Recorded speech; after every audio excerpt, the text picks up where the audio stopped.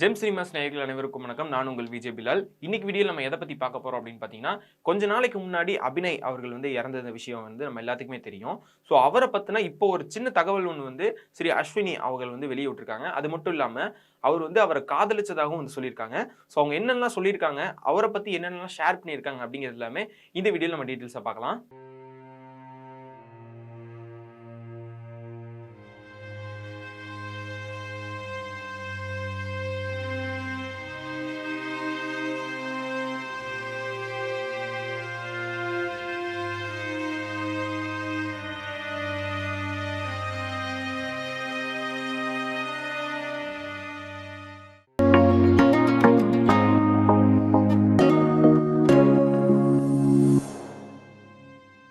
Actor Abhinay நம்ம எல்லாத்துக்குமே தெரியும். பல படங்கள்ல நம்ம பார்த்திருப்போம். நெறைய ஆட்லயுமே பார்த்திருப்போம். ஒரு முகம் தெரிஞ்ச ஒரு நடிகரும் கூட தான். ஆனா என்ன அவர் காலப்போக்குல அவருக்கு சினிமா கை குடுக்காம போய் அவர் கல்லீரல் நோயால ஏற்பட்டு அவர் இறந்துட்டாரு அப்படிங்கிற விஷயம் நம்ம எல்லாத்துக்குமே தெரியும். ஆனா நெறைய விஷயங்கள் அவர் இறந்ததுக்கு அப்புறம் தான் இவர் இப்படிலாம் இருந்திருக்காரு, இந்த மாதிரிலாம் இருந்தாரு அப்படிங்கிற விஷயம் எல்லாமே நமக்கு தெரிய வந்தது.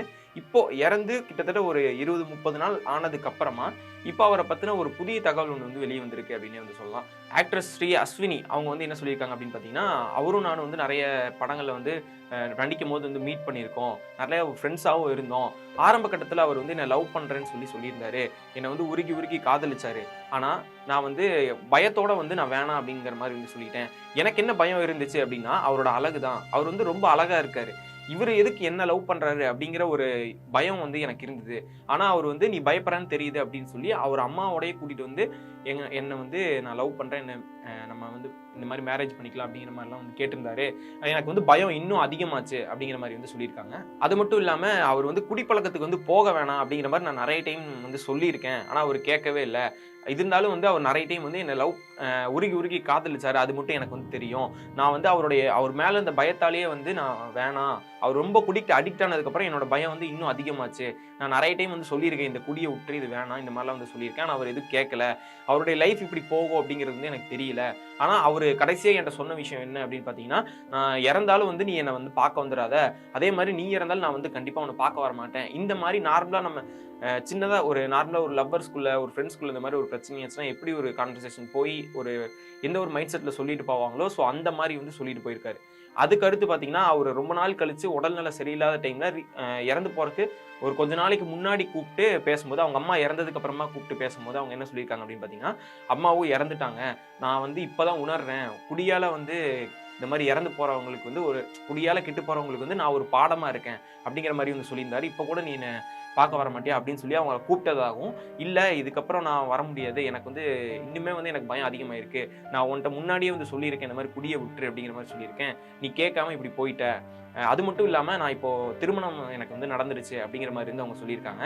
சரி, ஓகே, இதுக்கப்புறம் நீ நான் உடம்பு சரியில்லாமல் ரொம்ப அவதிக்குள்ளாக இருக்கேன், இதுக்கப்புறம் கூட நீ என்னை பார்க்கணும் அப்படிங்கிற அவசியம் இல்லை அப்படிங்கிற மாதிரி சொல்லி அதுக்கப்புறம் அவங்க பேச்சை முடிச்சுட்டாங்க.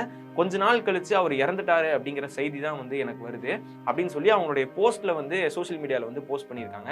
இதுக்கு கீழே கமெண்ட்ஸ் எல்லாருமே, அதாவது இது மட்டும் இல்லாமல் இதை செய்தியாக பார்க்குறவங்க நிறைய பேர் கமெண்ட்ஸ்ல என்ன சொல்றாங்க அப்படின்னு பார்த்தீங்கன்னா, ஒருத்தர் இறந்ததுக்கு அப்புறமா அவங்கள பற்றி பேச வேணாம், அதுக்கப்புறம் இறந்ததுக்கு அப்புறம் எதுக்கு அவரை பற்றி இப்போ பேசிட்டு இருக்கீங்க தொடர்ந்து அப்படிங்கிற மாதிரி கேட்குறாங்க. இன்னொருத்தவங்க அவர் மேரேஜ் பண்ணியிருந்தா நல்லா இருந்திருக்கும், அவர் இப்படிப்பட்ட லைஃப் வந்திருக்காது அப்படிங்கிற மாதிரி சொல்றாங்க. அதாவது காதலில் அவர் ஜெயிச்சு ஒரு மேரேஜ் பண்ணியிருந்தாருன்னா இந்த விஷயம் அவருக்கு நடந்திருக்காது, இவ்வளோ சீக்கிரம் அவர் இறந்திருக்க மாட்டாரு அப்படின்னு சொல்றாங்க.